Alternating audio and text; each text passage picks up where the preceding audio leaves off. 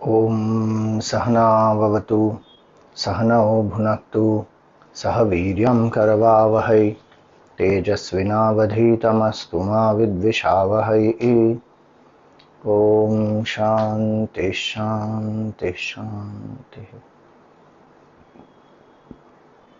Om Sadashiva Samarambham Shankaracharya Madhyamam Asmadacharya Paryantam Vande Guru Paramparam. Shruti Smriti Purananam Alayam Karunalayam Namami Bhagavat Padam Shankaram Loka Shankaram Shankaram Shankaracharyam Keshavam Badarayanam Sutra Bhashya Kritau Vande Bhagavantau Punah Punaha Vasudeva Sutam Devam Kamsachanuramardanam Devaki Paramanandam Krishnam Vande Jagadgurum Samasta Jana Kalyane Niratam Karunamayam Namami Chinmayam Devam Sadgurum Brahma Vidvaram. Hari Om, salutations to all. Parabhava Nama Samvatsarasya Hindu Navavarshasya Shubhashayaha. This Parabhava is the name of the new year, Hindu New Year, that begins today. And so, today we generally pray to Brahmaji because Chaitra Pratipada is considered the king amongst all the Tithis. And creation began with the sunrise today, and so our new year begins with sunrise. And it begins in a divine way, remembering Bhagavan, hoisting the Dhwaja of Bhagavan, Brahma Dhwaja, not our Dhwaja. Not drinking alcohol, falling somewhere, eating some non-veg, dancing, and then doing some count 10, 9, 8, 7, 6, 5, 4, 3, 2, 1. Those who want to do that, let them do. But our Sanatan Dharma Parampara is beautiful. We remember our source, that we came from Brahmaji. And Brahmaji is total mind, Hiranyagarbha, who is none other than Ishvara, who is none other than Brahman, and that Brahman we are. So we worship Brahmaji today. One day in the year where specifically Brahmaji is worshipped. And Dhwaja of Brahmaji is put up, Gudi is put up as a victory symbol. Victory of what? Whose victory? Victory of knowledge over ignorance. Victory of our human life. When we realize the absolute truth, human life is fulfilled. Then there is a vision of oneness, that Brahmaji is the Supreme who appears as the whole Srishti. The whole creation is not different from the Creator. One who has that vision has attained victory. That vision of oneness is the victory. Advaita is that vision of oneness. So, today is the new year and we are seeing the 16th chapter. 2 verses we have seen, the values which have been given there. Divine values. Abhayam Sattva Samshuddhihi Jnana Yoga Vyavasthitihi Danam Dama Yajñascha Svadhyaya Tapa Arjavam. So 9 values in the first shloka. Then the second shloka, Ahimsa Satyam. Ahimsa non-violence, Satyam is truth. Akrodha, absence of anger. Tyagaha is sacrifice. Shantihi, peace. Apaishunam, not gossiping. Daya bhuteshu, compassion towards all the living beings. Aloluptvam, not being fickle-minded, craving for sense objects. Mardavam is Mardavam Mridu is gentleness, Mardavam. Hrihi, modesty. And Achapalam is not being fickle. So ahimsa satyam akrodha tyagaha shanti apaishunam daya bhuteshu aloluptvam mardavam hrihi and achapalam. 11 values. Earlier 9, now 11. So 20 values. Now in that we saw daya bhuteshu, compassion towards all beings.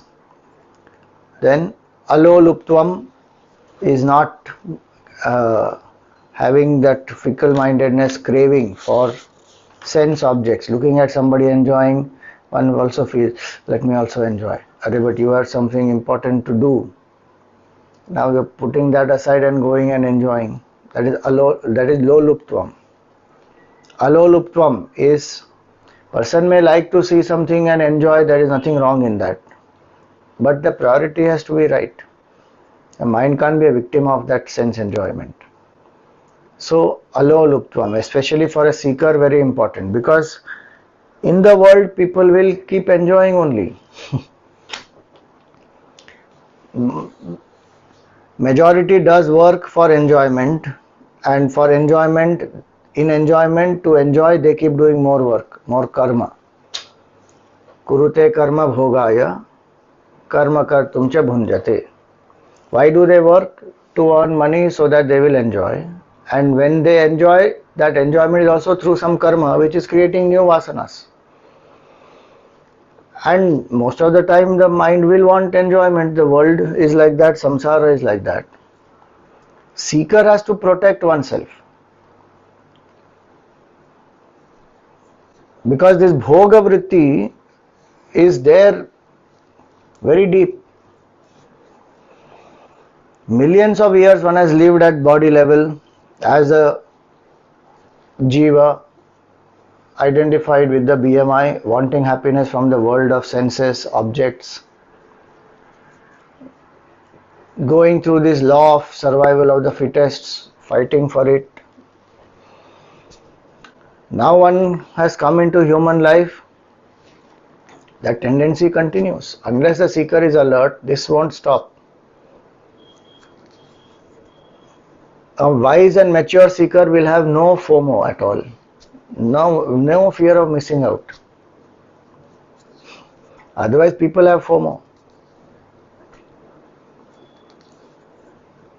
Oh, I didn't see some movie, Dhurandhar. Okay, very good. So many people have gone and seen reviews.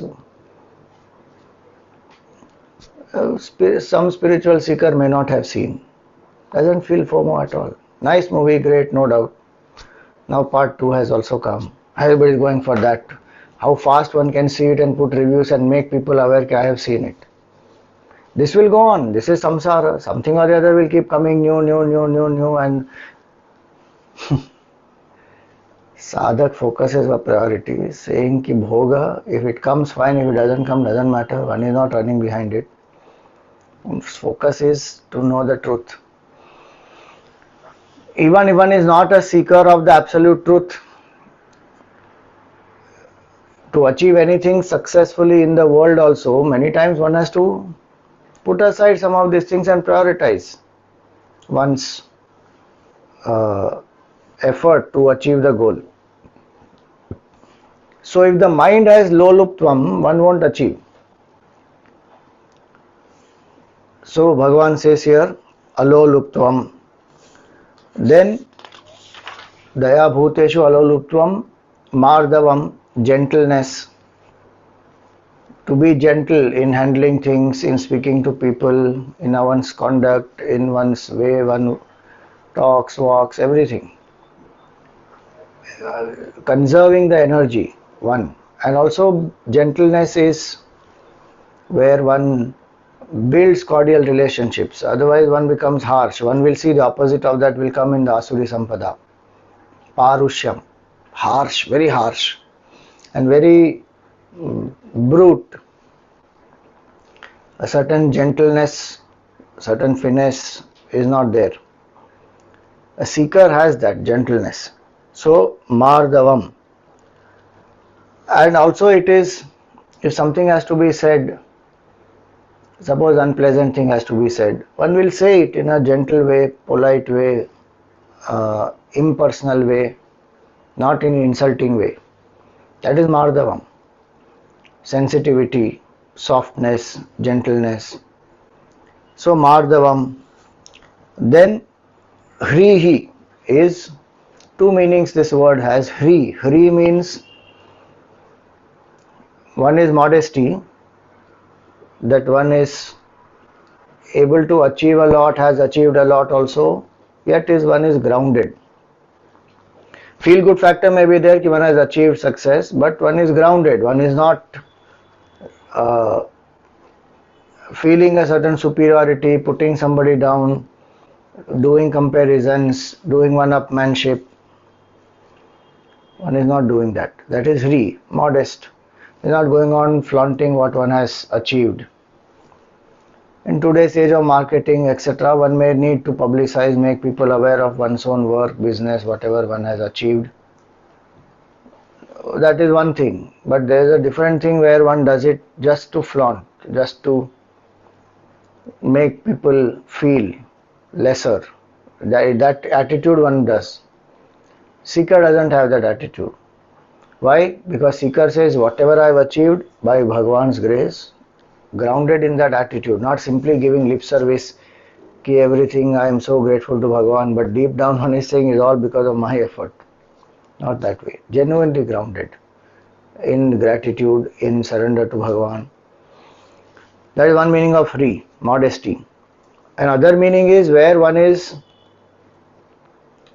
having a certain fear of doing anything adharmic, of breaking rules. And one is very cautious about one's own mind also. That is called Hrihi. There is shame, hesitation, fear associated with breaking adharma. Breaking dharma or living in adharma.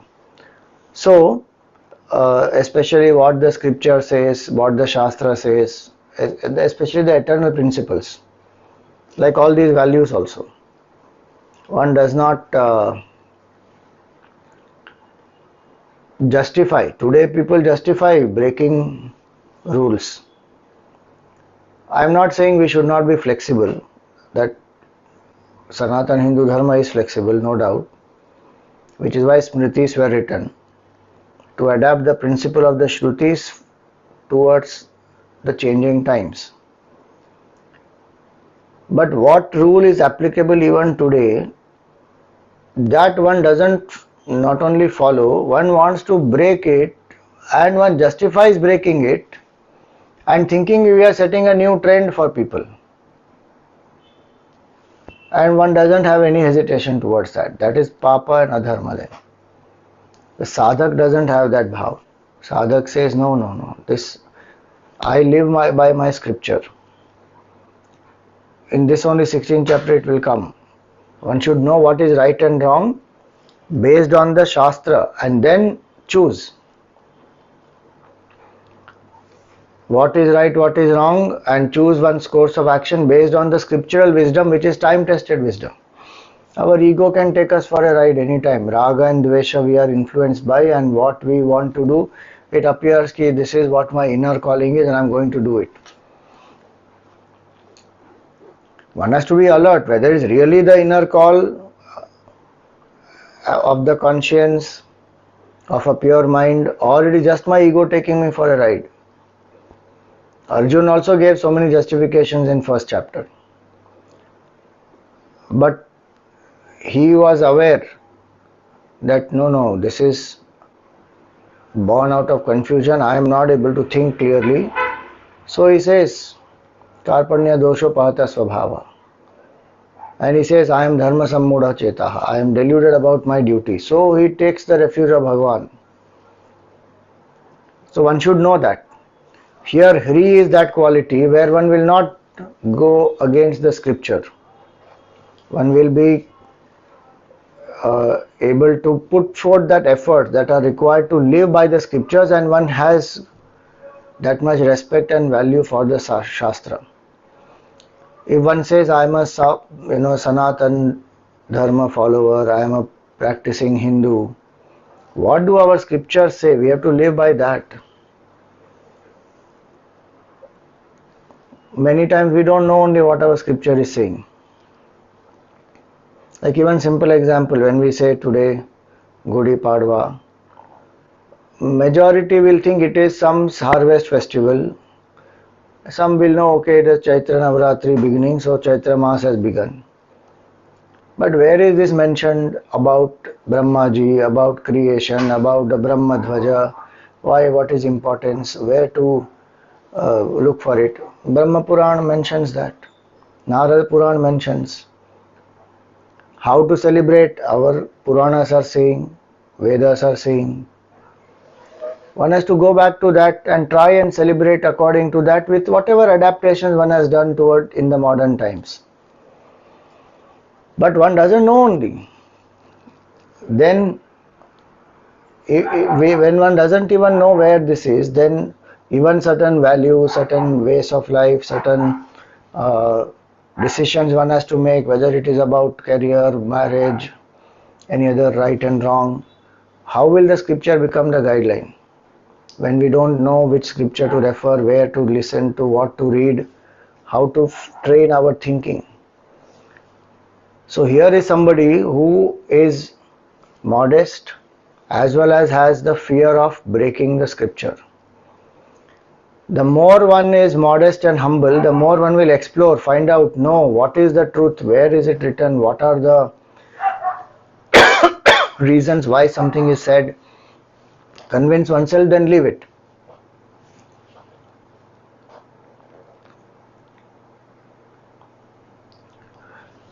So that is Hrihi.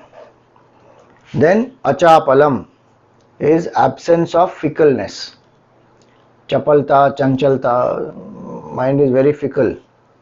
Interesting thing is, a mind which is fickle is the mind which will procrastinate also. A mind which is prompt doesn't procrastinate. Very interesting connection. Because a fickle mind is not able to put effort steadily, and the fickleness makes that person think, this I'll do later, I'll go and do this first. It will always choose some easier path, or in prioritizing, when we say first things first, most important things which may require more time, effort, energy, one doesn't do. That is one important thing that has to be done, versus there are 10 small things that need to be done. Now the person will go and finish those 10 small things one by one, fatafat. They also jump between 1 and 4 and 6 and 8 and all that, and keep procrastinating this very important one, and then that will become urgent, then they'll come in pressure, and then they'll start doing. So one of the reasons of procrastination is also this chapalta, chanchalta. Achapalam means one takes up one thing and finishes it steadily. Today in management they say this 20-minute rule. If too many things are there to be done, mind is very confused. Put down the work to be done, prioritize it, and then say, now for the next 20 minutes only this is existing for me and I need to complete this. Break up the task into smaller tasks and achieve those smaller tasks. You have a sense of achievement, fulfillment, and keep moving. By the time that big task, everything will be over. So smaller chunks, paying proper attention, doing work. Now this applies, this quality is important even in nididhyasan. If the mind is very fickle, one will not be able to steadily think about Brahman or God or consciousness, whatever one is pursuing. then the mind will jump from one thought to another. Then one will leave one sadhana, take up another sadhana, leave that also, take up third one. Leave one path, go to another, leave one guru, one go to another, leave certain books, go to another book. This will go on. The issue is not with the book. Sometimes, yes, I am not able to understand, I may shift, that's a different point. The point is not that somebody is shifting it, that is wrong. Point is fickleness, chapalta. So, achapalam. So, a person who is able to focus and get the work done also has great confidence that yes, I can get things done. When there is chapalta, then the mind is anxious, worried because one is not able to complete, then one doubts one's capabilities, then there is certain fear, worry, stress, anxiety building up. Now because that builds up, my capability to work becomes lesser. I get into overthinking drive, lose out time, things become urgent, then I procrastinate because that pressure I can't handle. Things become more in a crisis situation. Look at this, how it works, just because the mind is fickle. How to train that mind? Do one thing at a time, take up small chunks. Train the mind to do one thing at a time. Multitasking one should avoid unless some emergency. Otherwise multitasking should not become way of life. Then one will become steady. Meditation, japa, these are methods to make the mind steady. Breath observation, deep breathing, and work, motivation, inspiration, selflessness, all that will help to quieten the mind. Most restless mind also can be quietened, tamed, transformed. And in that one very important aspect is practice, abhyas of all this. Whichever sadhana one takes up, puja, japa, bhajan, prana vikshan, whatever it is, where one is training the mind. If it wanders, bring it back to the same. Again it goes, again bring it back to the support. So these are 11 plus 9, 20 values in verse 2, 11 values, 9 in first one. Now third one. Teja kshama dhriti shaucham adroho nati manita bhavanti sampadam daivim abhijatasya bharata. Tejaha, brilliance. Kshama, forgiveness. Dhriti, determination or fortitude. Shaucham, cleanliness. Adroha, non-betrayal. And na atimanita, not having excess pride. 6 qualities. These total 26, bhavanti sampadam daivim, Bhagavan says these are the divine qualities. Meaning these qualities make a person divine, and our journey is from human to divine. When we cultivate these qualities, we discover our own divinity. So one meaning is they transform a person to divine. Another is they are divine qualities of Bhagavan, which are expressed in the jiva. Bhavanti sampadam daivim abhijatasya bharata. Whoever has daivi prakriti will have these qualities. They come by grace of Bhagavan, as well as we have to put in the effort to cultivate, because we have capability to choose. Purushartha we have, so that we make choices. Then we have to choose by our knowledge, clarity, our purpose. Based on that we have to choose and cultivate this divine. It is for my evolution, it is not for others. If they are not doing, why should I do? That question doesn't arise in the mind of a seeker. So what are these 6 in this verse, the qualities? Tejaha. So one meaning of Teja is brilliance, splendor. Nowadays people use the word vibe. I am getting good vibes from this person. I am not getting good vibes from this person. Teja is that positive vibe. Teja is even a certain what we call Abha Mandal or aura, which comes from sincerity, honesty, integrity, from these values which are there. Teja can be in different ways. Somebody has a Tejasvi, that face is brilliant, or even the whole body, the aura is very powerful because anchored in sattvic values.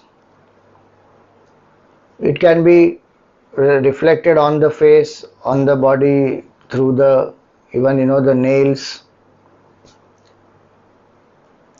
everywhere. It doesn't depend on skin color and all that. There is a certain presence of that person. Another aspect of Teja is somebody may be having brilliance or what we call as the Tejas of the speech. Very powerful, they can speak, inspire, motivate, make people geared up for doing certain work or taking up a big project, and motivate them, inspire them. Teja of speech. Teja of buddhi, one has studied, understood, reflected, knowledge one has, so one is able to apply what one knows and also bring about a transformation in people around, at least make them aware, come up with new ideas, programs, projects, innovative thinking. Teja. And spiritual Teja is the Teja of absolute selflessness. More one is selfless, more the Teja will happen, because Bhagwan's grace will flow uninterrupted. It flows through everybody, but in the selfish one, it is interrupted by their ego and raga and dvesha and selfishness. In the selfless one, it just flows. If you see Gurudev, very Tejasvi, so powerful at all levels. Physically also, if you see his aura and presence, most commanding, powerful. His voice, speaking, modulation, the tone, energy, intent, everything if you see, very Tejasvi. So many people have come to listen to Gurudev. They used to come to listen to Gurudev for improving their English. And then they got hooked on to the philosophy. Many have come to drop their parent. And this, because earlier in open air, the loudspeakers were there outside, and then Gurudev would be speaking, and what a roaring, powerful voice he had. Imagine young days and all, how his voice is. If you listen to this Art of Man Making talks, which were aired on the All India Radio, such young voice and powerful voice of Gurudev it is. So when he used to speak and open air, the speakers are put up, people who have come to drop him, they drop the parents, now they listen. Oh, this makes sense, interesting, English this is, and he's talking at our level. So they will keep the vehicle, they will also come and sit. So some different reasons how people have come, and it's not that speech which is just cultivated by some kind of practice in public speaking skills. Beautifully Gurudev used to say, out of silence are born words of power. He is rooted in absolute stillness and silence, which is Brahman, and wants nothing for himself. 42 years he served for 18 hours, 20 hours a day, selflessly. Nothing one wants for oneself. Fulfilled in life. Then what will manifest from that person? It will be sheer brilliance of Bhagavan only which will manifest. Tejaha. You see, Vivekananda ji is very interesting. I have to do a little more research on it, but I came to know that when Vivekananda ji spoke in the World Parliament of Religions, 1893 on 11 September, We all know he's addressed the gathering as Sisters and Brothers of America, and people rose up spontaneously and gave a standing ovation to him. But the interesting point is, he did not say that first. He was not the first speaker to address them like that. There have been many speakers who have come before him. They gave him chance almost at the end and all that. It's not in the beginning itself. Many speakers have come before him, and about 2 or 3 of them have already addressed the audience as Sisters and Brothers of America. So it's not that he addressed them first like that.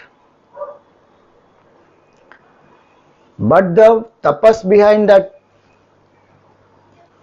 has manifested through the words, and it has touched the hearts of people. They stood up. Nobody told them. There was no kind of communication and phone, WhatsApp, this, that, ki chalo now we will all get up. Nothing. The words that he spoke had that power that it made them get up. And all of them, masses. He's not doing some hypnosis or anything like that. That's why Gurudev used to say the words of power are born from that speech, from the silence within. Not speech, silence. From silence are born words of power. How much one is able to anchor in silence? Which means selflessness, not just blank absence of thought. Selflessness, fulfillment, no comparison, being very contented, anchored within those words will have power. And sadhana bal which is there, one has done. Buddha saying something to Angulimal. You know, Angulimal, he is called Angulimal because he used to chop away the fingers of people who are traveling. He will loot them, he will chop their fingers, then he will make a garland of it, and every day whichever fingers he has chopped, he keeps adding in that garland and he wears it. People were dreading him. One day Buddha is passing by that way and they tell him, don't go that way, dacoit Angulimal is there, he will kill you or he will chop away your fingers. Buddha said, no, don't worry. He went. Angulimal came, attacked him, and Buddha had nothing, and Angulimal was very upset. He was going to kill him. So he asked Buddha apparently that, you have any last wish, you tell me. He said yes. He said, what is it? He said, go cut that branch of the tree and bring. So he went, chopped that branch, brought it here, gave it to Buddha. He said, my wish is you go and attach it back there. Angulimal started laughing, saying, have you gone mad? It is already cut. How will I go and attach it there? And Buddha said, exactly, when you cannot give life, how can you take life? And imagine you and I or anybody else saying those words, our head only would have gone, forget fingers. But those words have a different power behind it. That is the tejas. That it transformed Angulimal. He realized, why should I be doing such destructive things? Transformed. That is teja.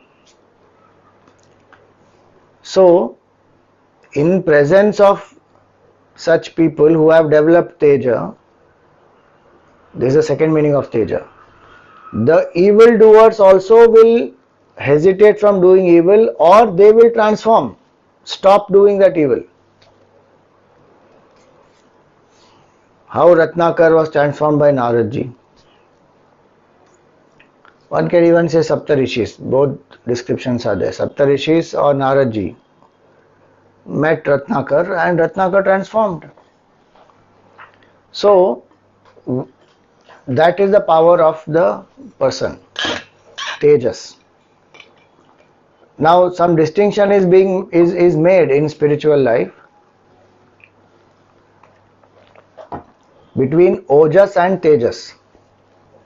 If you remember in the 15th chapter we did it, so I won't go into too much detail. Ojas is the physical energy uh, born out of the food we eat after digest, etc. That physical energy, and it transforms into pranic vitality.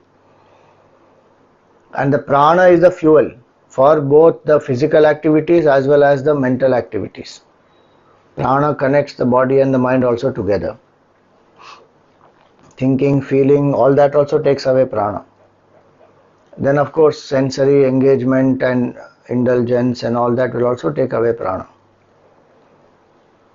So the physical energy, when it is utilized in spiritual sadhana, whether it is upvas, puja, japa, vrata, tapa, dana, yajna, whatever spiritual sadhana consistently one is doing, then that physical pranic energy as well as physical energy, so the pranic vitality as well as physical energy will also transform into the spiritual glow, that is called tejas, which is now people what they call aura, is a pranic energy around the body. But that spiritual presence, that in presence of that person one just feels very peaceful, questions get answered, jignasa for knowledge arises, right? Teja. Person doesn't even have to speak, just by the look they can transform people. The one who is having this tejas anchored within. Ramana Maharshi spoke very less, but people went, sat in his presence, experienced so many things, such deep transformations. So, teja. As a value, this is what a person is in consistent sadhana, conserving the ojas, transforming it into tejas. That's a divine quality. Otherwise, that ojas will leak out through all the engagements through senses. We have to use physical energy, no doubt, to do things and duties and work and socializing and even entertainment. There's nothing wrong. But number one, it should not be contrary to dharma. Number two, it should not be completely draining us away. It should be in moderation. And the purpose of that is to transmute or transform that into tejas. Ojas has to be transformed into tejas. So when one understands that, then not only is one conserving that energy, but one is also channelizing it. Then this tejas will happen. Tejaha. Then kshama is forgiveness. Again, it's a divine quality. People think forgiveness is quality of the weak people. I keep forgiving, what to do? But people keep taking me for granted, so they think forgiveness is making people take you for granted. It is not forgiveness only. It is mainly that they find some weakness, some attachment, some inefficiency which they'll exploit. It's not because of forgiveness only. Along with being kind, compassionate and forgiving, one has to be smart, prompt, efficient, should be able to understand that where are possibilities of people, taking a undue advantage. So smartness is important. Forgiveness is only going to free us.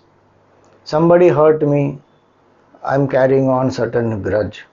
Somebody didn't do what they were supposed to do, now I'm carrying on a grudge in my heart. Something they did inappropriately, something that they were supposed to do, they did not do. Error of omission, commission, both these are. In puja, what do we say? We seek forgiveness from Bhagwan. And Bhagwan goes on forgiving us compassionately. Our own ego takes us for a ride that we are not careful about. We have taken Bhagwan for a ride many times that we are not careful about. But we are bothered, somebody else will take me for a ride. Again, I am not saying one should not be alert, cautious. But if I don't forgive and let go, I am only worried, I am only prisoner, I am only being limited. That person who said or did not do whatever was supposed to be done is still roaming around free. I am trapped. So different levels, and forgiveness only strong people can do. See, forgiving others is one thing, that itself one is not able to do, but forgiving oneself is more difficult. But one has to do, there is no point in getting stuck. Whatever happened, happened, one learns the lesson and keeps moving. One may feel regret, one may feel sad, it may take little time to come out of it, it's alright, let it happen, but one should come out of it. Otherwise one is holding on to some grudges of for years together. Now that person has changed also, repented also, told you sorry also, but still one is holding on to that. So, a spiritual seeker doesn't waste time in any of this because so much of emotional energy just blocked. So different levels of forgiveness are there. First of all, I should understand forgiveness is to free me. Why should I forgive him? Then ego is talking. You don't forgive him for him, you forgive him for you. You become free. So first level is where somebody has done something wrong to us or hurt us, then we also retaliate. But then truce is called and then both of them accept it's okay, let us have peace. Then you forgive, leave it. Another level of forgiveness is where one wants that person. Because they hurt us, one will warn them, tell them appropriately that this is not done, this should not happen again, all that, and one forgives. We're not reminding them, see I forgave you last time, see I forgave you last time. One forgives and leaves it. Another level of forgiveness is where one forgives out of reasoning, understanding why this person is doing this. What is that which is compelling that person to do? Maybe some attachment, maybe some financial difficulty, maybe some lack of skill, whatever it can be. So one is forgiving out of reasoning. Empathy is born out of that. One level of forgiving is where one forgives out of love. My own child has done something wrong. Now there is identification, my child. Same thing neighbor's child does. One will go and tell the parent, look, your child did this, please teach him properly, teach her properly, what are they doing? One's own child, one says, chalo, forgive. One level of forgiveness is where one forgives from outside but fights from inside. One forgives from inside, fights from outside. Pandavas is that example. Bhagavan says, don't hold a grudge inside, but it's your duty to protect dharma, so fight for that. This is what one should have done. See, when we have not understood forgiveness, these two things have hit us very hard in history. One, ahimsa, what we spoke earlier, last class, that misunderstanding of ahimsa created so much of confusion and our country has suffered like anything.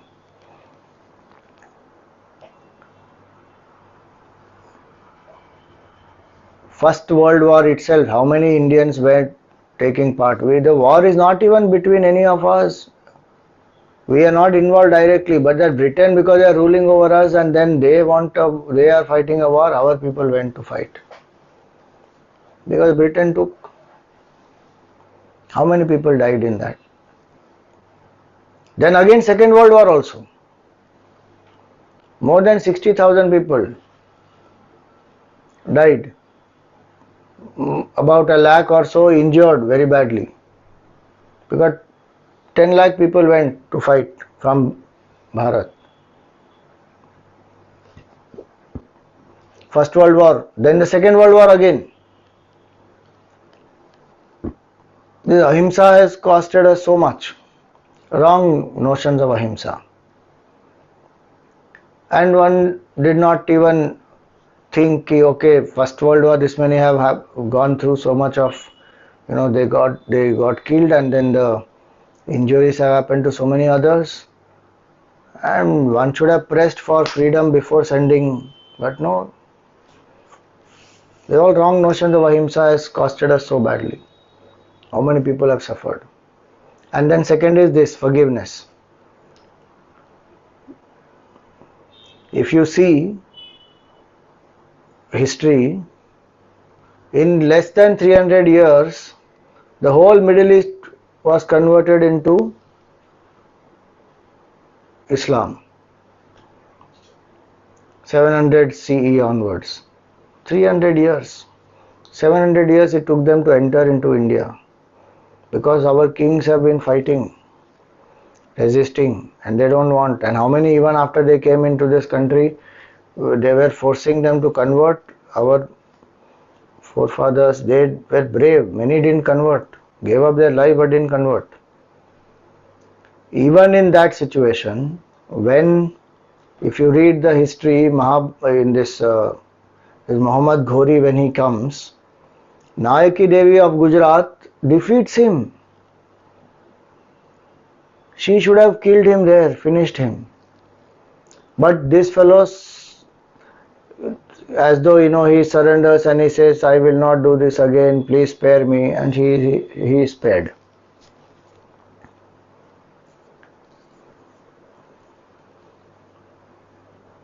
Same thing Prithviraj Chauhan also does. So many kings of ours have done that. When one doesn't understand that I can forgive from inside but outside I have to do this, that is important. Bhagavan Krishna says that only to Arjun. You have no grudge against the Kauravas for whatever they have done. Don't have any desire for revenge, forgive them. Drop any kind of malice one may have, or even the hurt one may have, ki bhai, why did they do this to us? Now, drop all that. He says you learn to be kind, forgiving, but you stick to your duty and you have to fight the war and finish them. In that, don't allow this to interfere. How clear is the Mahabharata? How clear is the Gita? And this gentleman was reading the Gita morning, evening, and did not have clarity about ahimsa. And the whole country went through such difficulty because of that wrong interpretation. How many people's lives? Think. So forgiveness. One level of forgiveness is you forgive from inside, but outside what you have to do, you have to do. Finished. Bhagwan Ram kills Ravan. He gives him opportunity, but finally he finishes him. So that has to happen. When that situation demands like that, one has to do the duty. The highest level of forgiveness is not to take offense only. That is out of either a sense of great oneness, which is Advaitic realization, or it is very deep level of humanity and those humanitarian concern, value for life, and other associated emotions depending on that situation. Two very powerful examples. One example, Eknath Maharaj, many of us know. 100+ times this fellow comes and spits on him. He has been sent to insult him, to trouble Eknath Maharaj. Every time that person spits, he goes, takes bath, comes out. Again he spits. Again he goes, takes bath, comes out. 100+ times. Imagine. That man felt, what am I doing? He is such a noble man. He seeks forgiveness. Eknath Maharaj says, I am thankful to you that because of you I took bath this many times and I got the punya of that. Now that may appeal impractical to us, but the point is Eknath Maharaj was acting from his standpoint of love for all, and he had no hatred for that person also. That transformed him. Please remember, this is individual situation. This we cannot apply just for big mass country situation, that the British will also transform like that. It doesn't work like that. Second example is Draupadi.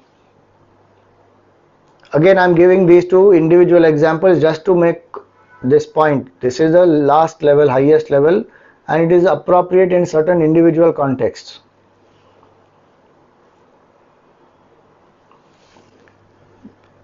Draupadi, her 5 children are beheaded while they are asleep by Ashwathama. So, Bhim and Arjun are sent by Bhagavan Krishna to go and capture this Ashwathama and bring him. And they go fight with him and they finally capture him and they bring him to Draupadi. And Draupadi, they tell Draupadi, he is your culprit, now do what, you tell us what has to be done with him and we'll give him that treatment. And what does Draupadi say? Think about it. This comes in Bhagavad Mahatmyam. Not Bhagavad Mahatmyam, sorry, first chapter of the Bhagavatam. Draupadi says, I forgive him. Bhim and Arjuna are stunned. He says, we put in this much effort to bring him so that you give him a punishment because he has wronged you. He has killed your children in sleep. 5 children of yours finished in sleep. Which means the Vamsha of Pandavas is over. The only one remaining now is in the womb of Uttara, Abhimanyu's child, and that is Parikshit. And this Ashwathama fires a Brahmastra on that also. That happens afterwards, but when he is brought, people are stunned.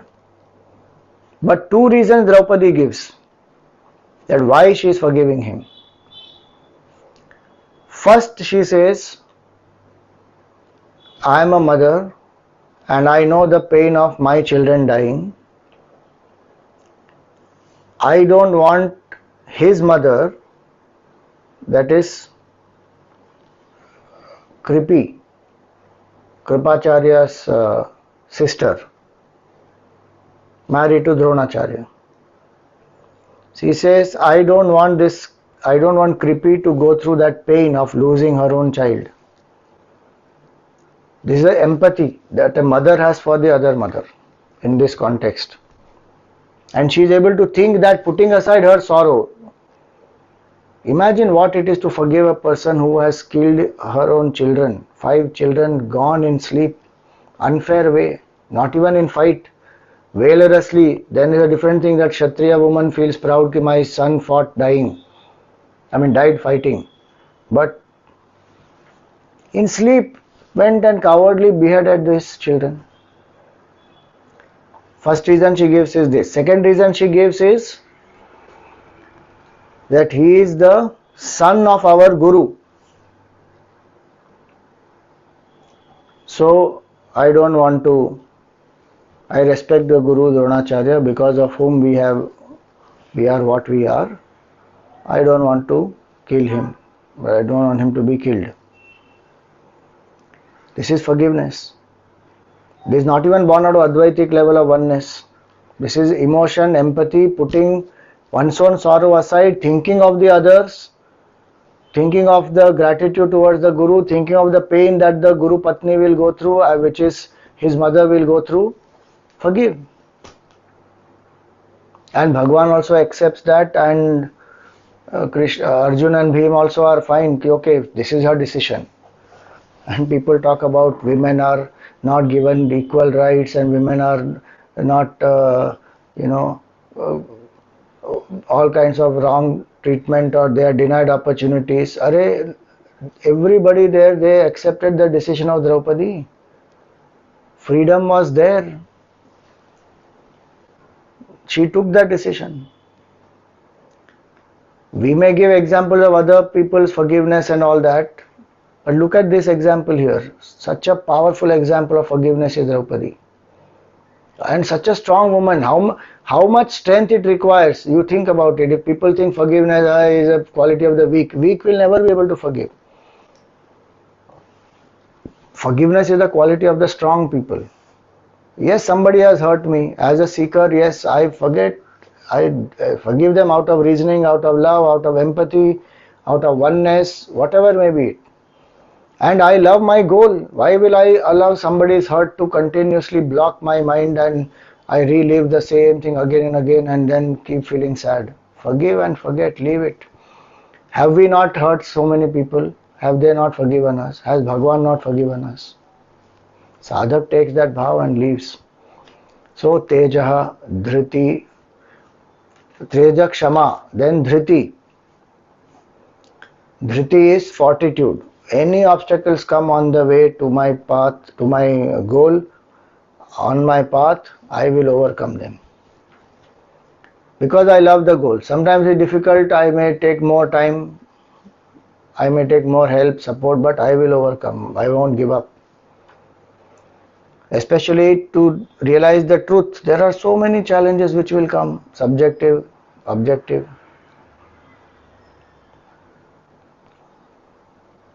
Shreyamsi bahu vignani, it is said. On the path of the good, there are lots of challenges.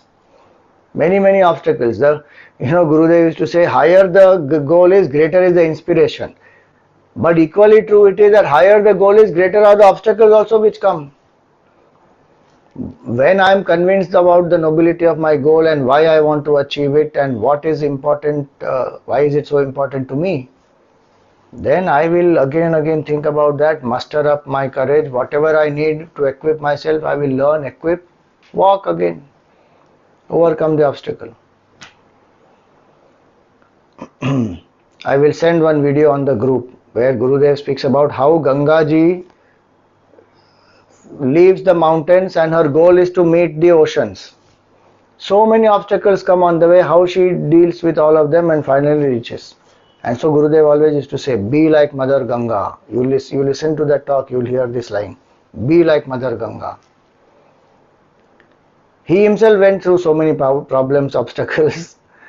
But he was like Mother Ganga only. He reached his goal. Hindu revival has to happen. Did so much for it.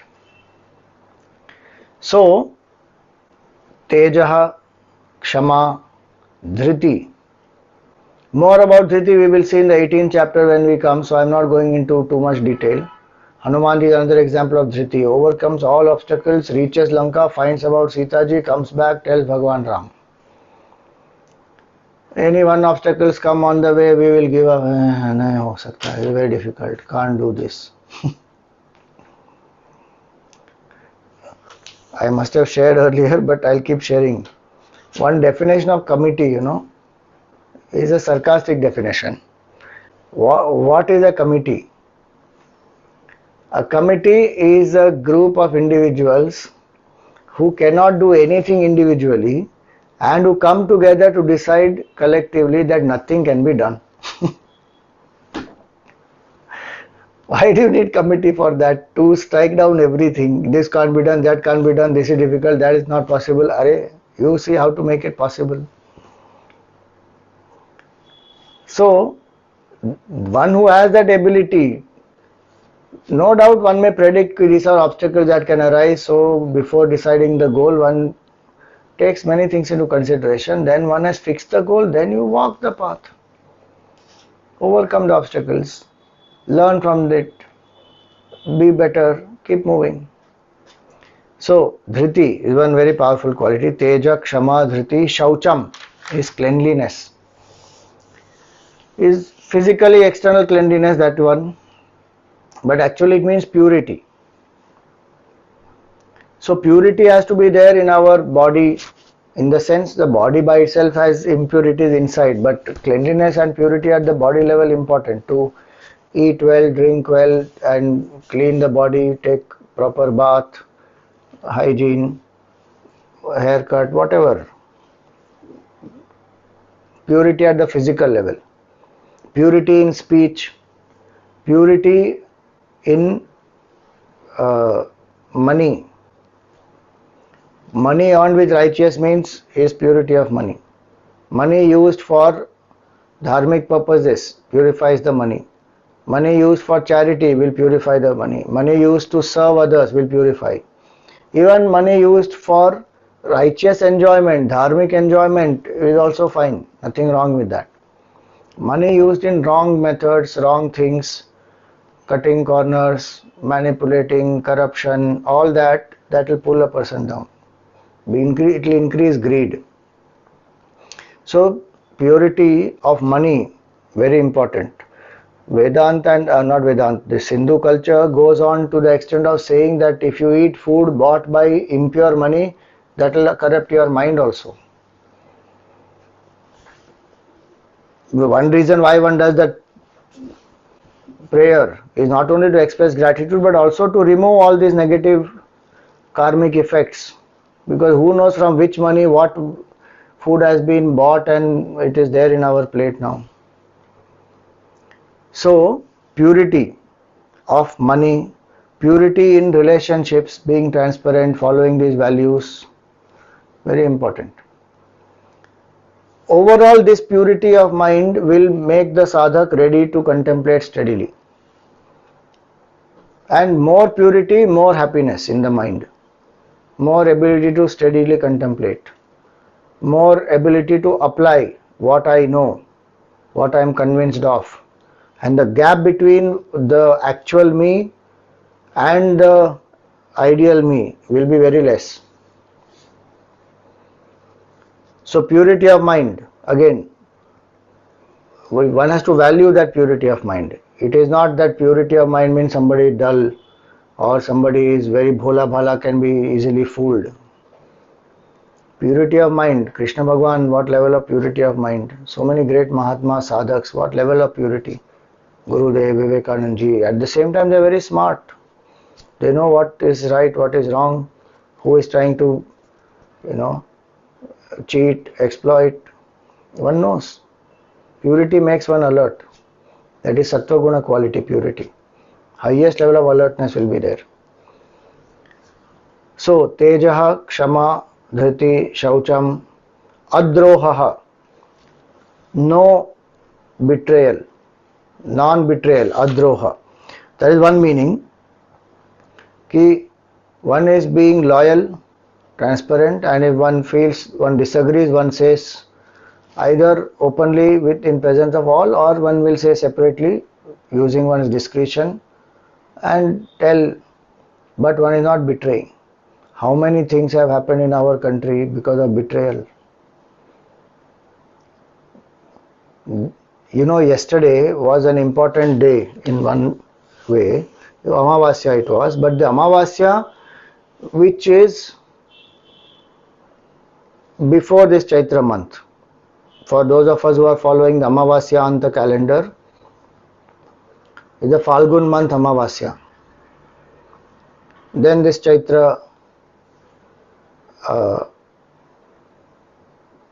what we call the Pratipada starts. Falgun Amavasya is the day when Shambhaji Maharaj was killed by Aurangzeb. And how did Shambhaji Maharaj get caught? 7 years Aurangzeb was here, like a rat he was living here. He couldn't defeat Marathas. Finally died in Deccan here only. But he caught Shambhaji Maharaj because of betrayal. Prithviraj Chauhan was caught because of betrayal. How many kings like that have been caught? Even not only the kings, even after that in British rule, etc., they all betrayal. So this quality of being loyal, committed, and speak what has to be spoken, have the guts to speak in front, not in the back, and then betray, and then what, some money, power, and that greed only makes a person betray. Seeker doesn't have that quality. Adroha, no droha. One will be committed.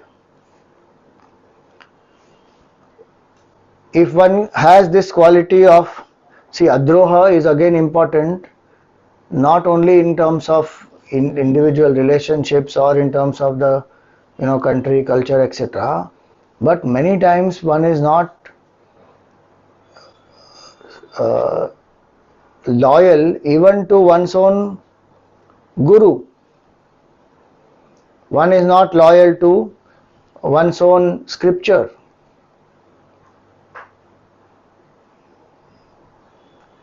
I am not saying one should not disagree with the Guru. That our Sanatana Dharma gives us the freedom to agree, disagree, question, not follow. If I am not convinced, all that is there. That is not called a droha. Droha means the trust that has been put in you is betrayed for something very low, cheap, ordinary, and the higher ideals are compromised. That quality will make a person fall. A droha will make a person fall. Adroha, no compromise. If one is loyal, one is loyal. One has chosen this path. In spiritual path, one should have that capability. Otherwise, one is just victim of one's own mind and falls for lower tendencies.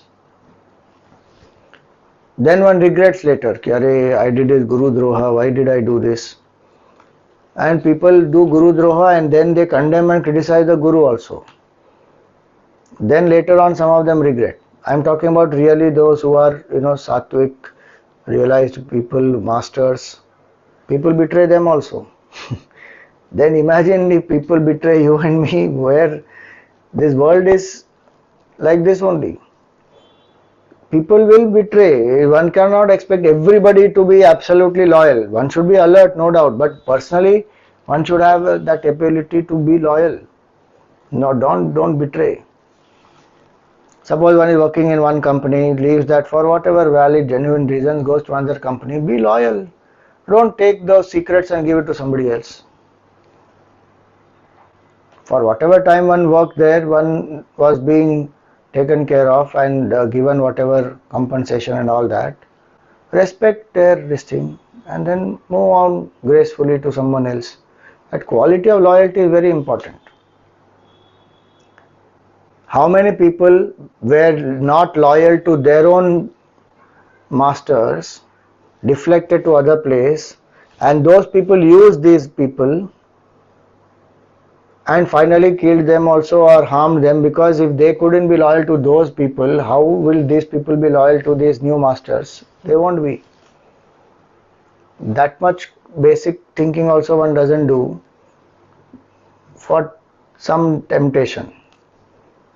So, adroha, being loyal, being committed.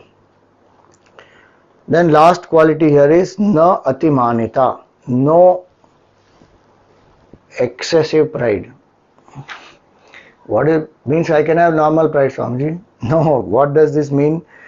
Meaning that, you see, one is proud many times of one's power, knowledge, money, contacts. One is proud of all that.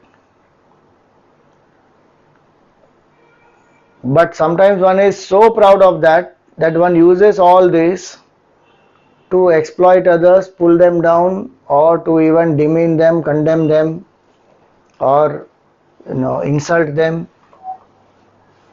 The seeker neither has mana nor has atimana.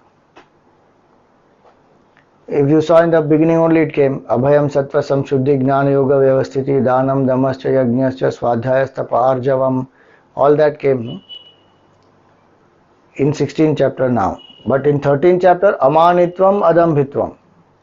Amanitvam is the first quality, no mana itself, then forget atimanita. Mana there is measurement. Ma means to measure. Mana is just a measurement, basic. So when we say I am a millionaire, it's a measure. I am a billionaire, measure. I am so very powerful, certain measure it is. And one is grateful, anchored, all that is fine.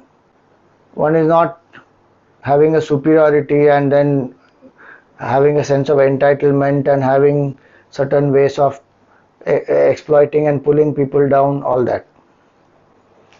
Now atimanita.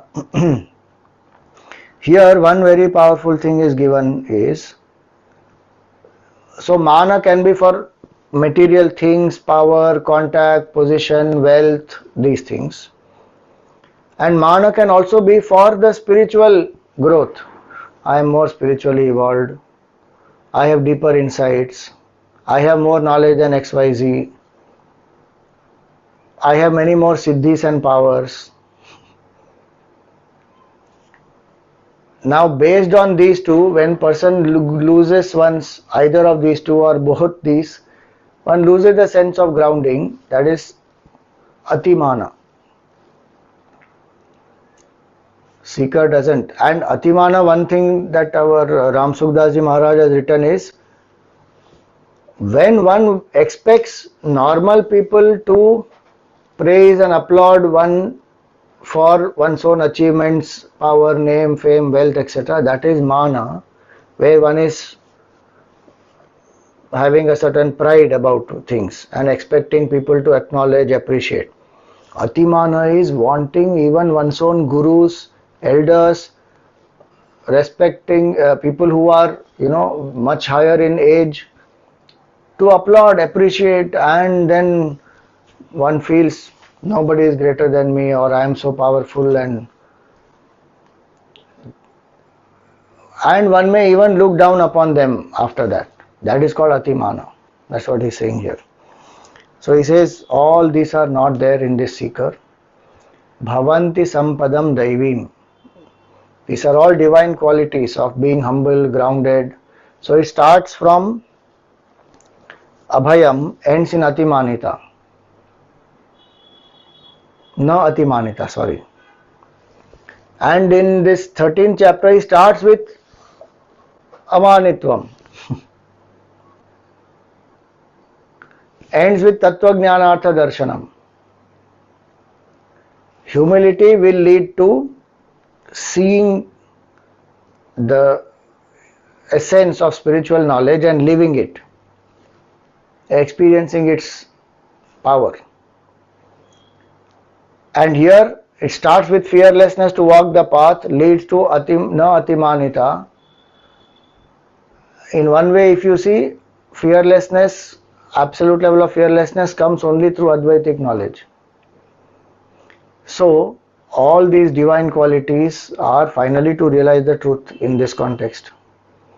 Bhavanti sampadam daivim abhijatasya bharata. For this seeker who we say is having divine qualities, these are all the qualities which that seeker will have. And he says this will be there from birth. Abhijatasya. More of this abhijatasya we will take in our next class. For today I will stop here. We thank all our yajmans, the Mukhya yajmans for the whole series, the Mukhya yajman, Gita Arti yajmans for the whole series, the Dainik Arti yajmans and the Dainik yajmans. May Bhagwan bless us with all these beautiful values, starting with Tejaha and ending with Na Atimanita. And may our mind become more and more pure. Surrender to Bhagwan. Om Tat Sat. Jai Shri Krishna.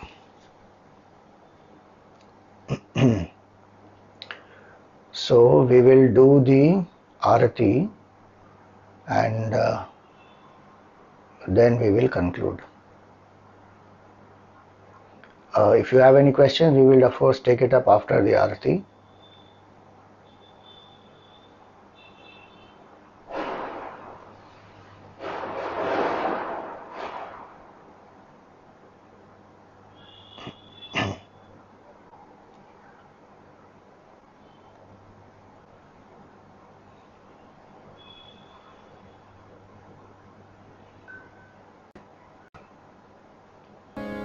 ॐ जय भगवद् गीते मैया जय भगवद् गीते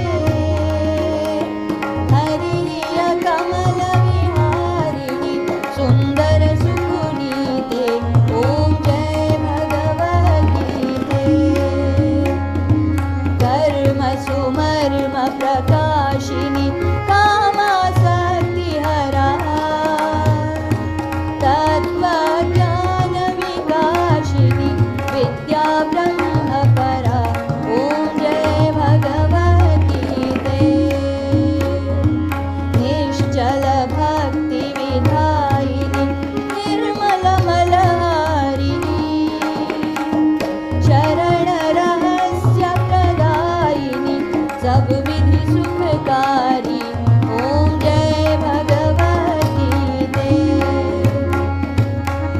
रागद्वेषविदारिणि कारिणि मोद सदा भवभयहारिणि तारिणि परमानन्दप्रदा ॐ जय भगवती ते आसुरभावविनाशिनि नाशिनि तमरजनि दैवी सद्गुणदायिनि हरिरसिका सजनी ॐ जय भगवती ते समता त्याग सिखावनी हरिमुख की बानी सकल शास्त्र की स्वामिनी श्रुतियों की रानी ॐ जय भगवती ते दया सुधा बरसावनी मातु कृपा की जय हरि पर प्रेम दान कर अपनों कर लीजय ॐ जय भगवती ते ॐ जय भगवती ते मैया जय भगवती ते हरिया कमल विहारिणि सुंदर सुपुनीते ॐ जय भगवती ते ॐ जय भगवती ते ॐ जय भगवती ते बोलिए गीता मैया की जय। बोलिए श्री कृष्णचंद्र भगवान की जय, श्री सद्गुरुनाथ महाराज की जय। Okay, any questions?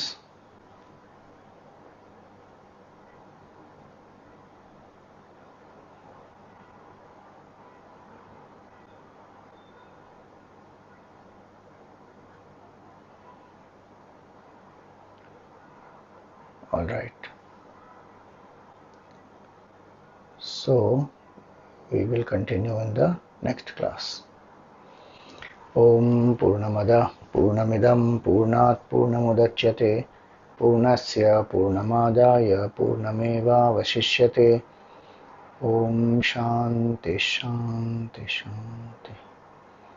Harihi Om Shri Gurubhyo Namaha. Harihi Om.